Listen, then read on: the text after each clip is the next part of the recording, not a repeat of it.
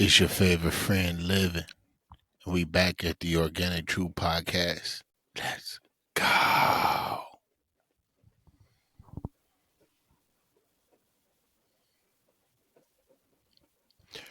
Blessings, everybody. Blessings. I want to begin off with letting my listeners know that y'all see the atmosphere is different, and I'm going to try to continuously change it.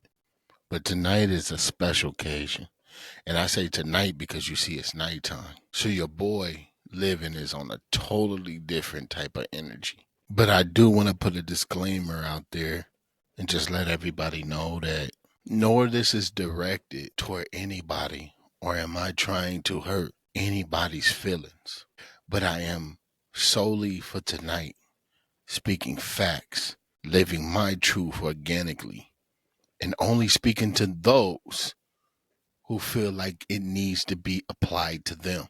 So whatever that feels like, if it's speaking to you, then please, maybe not even react, but please just listen, because this is my silent piece. This is my silent piece. And I'm saying this to you because, or to whoever, or anybody dealing with anything. Have you ever been in a situation to where you feel like your back is against a wall and you have to change or you have to make a decision that's not only going to change the trajectory of your life, but other people's too? And it could be anybody. It could be a close friend. It could be a family member. It could be a foe, but I noticed that my real people, or people in general who are real, don't really react or want their enemies to be in a position that they know that they wouldn't want to be in. And that's a lack of empathy and sympathy. But it's hard when you're dealing with situations where people are close to you. Nobody should deal with and I want to speak this and I want to say this, because if you listening to this and you lost a loved one, particularly a mother, a father, a cousin, a brother, a sister, you understand the magnitude of not doing things because you have a personal agenda. Even if you have an agenda that has nothing to do with people being able to access their loved ones. Now you ask, what am I saying, Living? Because living, I don't want to tiptoe and I don't want to talk in circles. But family, I'm going to tell y'all, man, it's so hard to talk about this. It's so hard for me to talk about this. But I remember a Pacific person that I was talking to who was going through some things. And he told me, he said, man, you know what? Living, I appreciate you and Coco Fetish. And I appreciate me having a voice in this podcast. And this is probably the only thing that I have to be able to speak the way that I want to. And at that moment, I didn't know what he was going through. And respectfully, I'm going to say, I truly didn't care. I didn't care what he was going through at that moment. Because one thing that I knew that he was going through something. And regardless what it was, what could I do to help or ease the pain? I'm not a messiah. Glory to God. I'm not a messiah. But I'm a human being who could connect with other human beings to be able to continue to further the journey or the healing of whatever one's going through. Because we all go through it. That's never going to change. But family, I'm going to talk to you guys and I'm going to say this. And whoever it may apply to, you have to understand and know whoever's going through something. See, because I'm a firm believer in when you're going through challenges in your life or dealing with certain type of obstacles, you ain't going through it alone. There's other people out there going through the same thing. They going through the same thing. How do you overcome? Nobody, and I'm not saying that this is you. I'm only speaking for myself. I'm not the type of person to be dealing comfortably with going through pain. going through sleepless nights, going through so many thoughts the way I'm trying to understand what the heck is going on. Because I'm a man of clarity. I need clarity. I need conversation. I need communication, which could be the same thing. No, you know what? Conversation and communication is totally two different things. Conversation is you just meeting somebody at a bus stop. And I don't even know why I'm giving this scenario because y'all people know, so I'm not even going to do it. And I do believe that's me semi deflecting from what really needs to be talked about. One thing in this world that I cherish is nobody gonna play with my respect, nor are they gonna play with my mother. I have not been, and I think I said this in a previous podcast, I have resentment for my parents because I was so disappointed. I was so upset. But the main person I was with was my mother. But let's pivot to my father. I was so disappointed and I had so much resentment to where it was like, why? Where was he at? Man, I just know I'd go much further. I would have went much further if he was there. If he was there to cheer me on when I was trying out sports, to cheer me on when I was doing theater, to cheer me on in anything that I was doing. But being older, I understand that life has a funny way of doing things. And sometimes you was created to go through this journey on your own to revisit each other later on. Who's to say that at that moment that he was there and he was present? And I'm speaking to all my fatherless children. God bless them. But who was to say if they was there present in your life, you would not have learned the things that you have learned or have been as successful as you are today. Now, does it create trauma?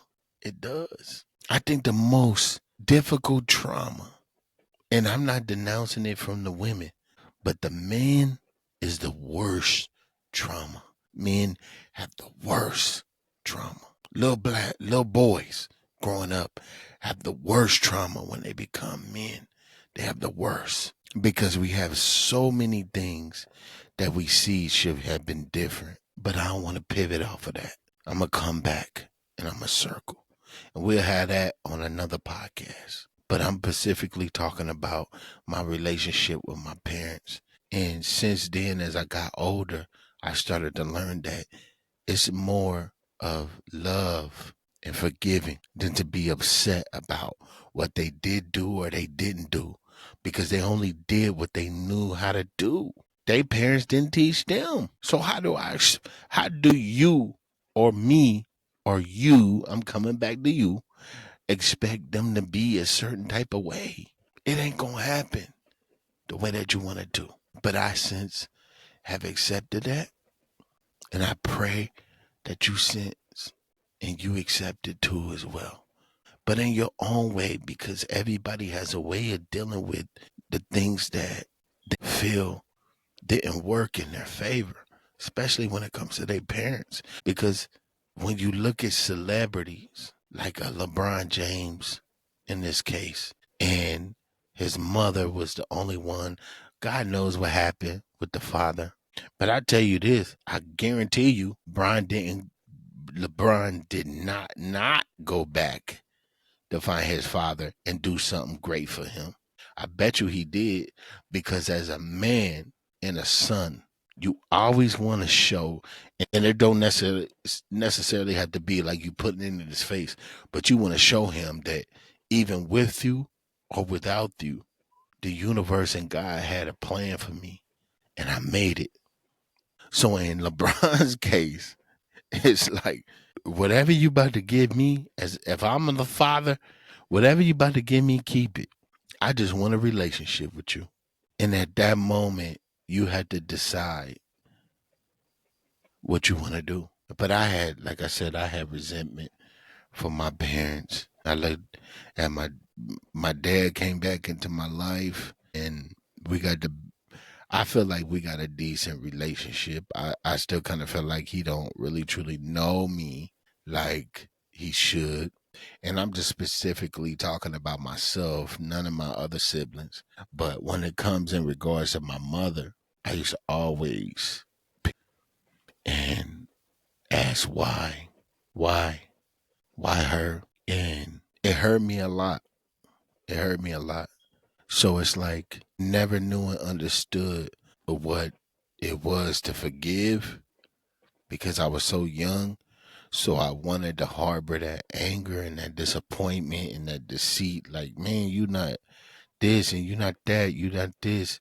But I had to remember that as I got, you know what, as I got older, I started to be able to ask questions and dig in and see that, dang, she was distinguished. My mother was distinguished.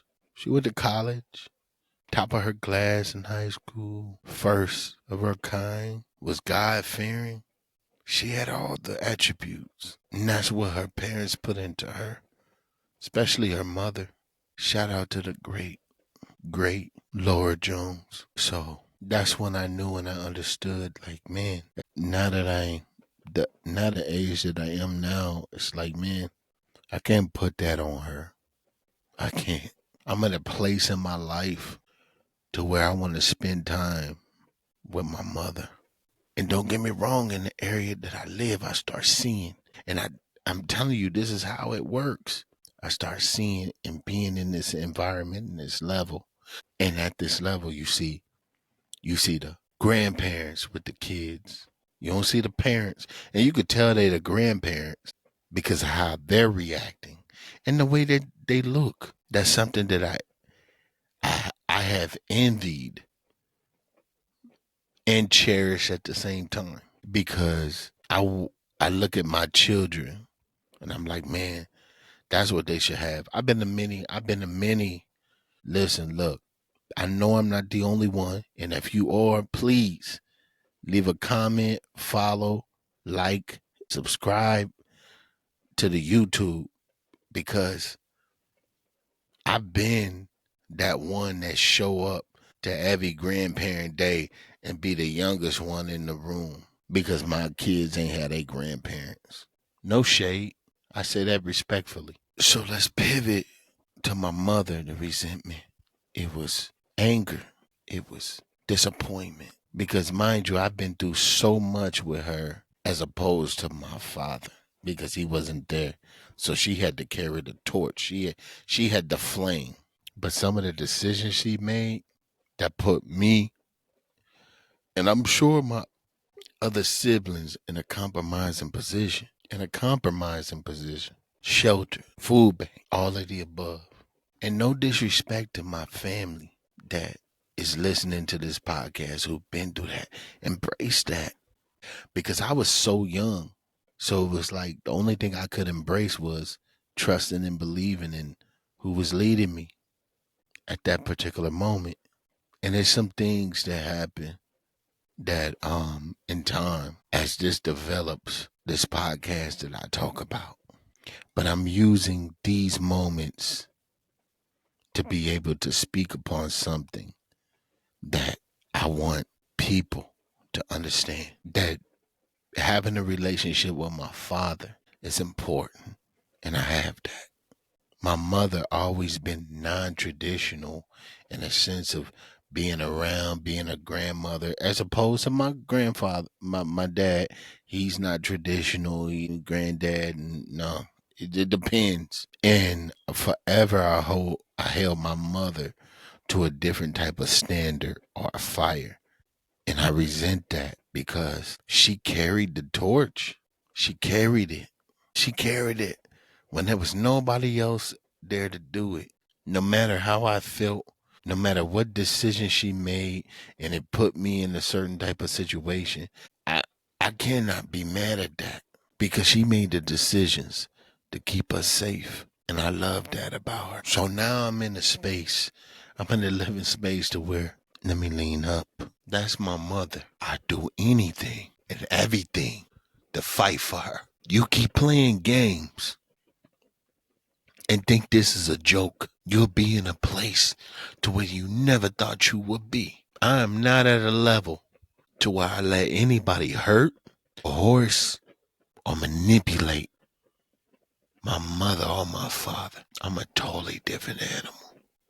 And I try to bring peace. I try to bring clarity. And I try to bring understanding. But when you get older and you elevate, there ain't no room for physical activity. Only intellectual. Only. And we could play nice or we can nice play. You be the judge. And I want anybody listening to this podcast that's going through anything to use that as your strength. Because nobody will play with me. You could take it as you want or let it be as it may. But every day moving forth is my day. So keep playing because you have no clue what's coming your way. So I say clearly, allow your plan B to enforce plan A. And I say that to say this, without a voice, there's no truth. Without truth, there's no voice. Organic Truth Podcast. Let's go.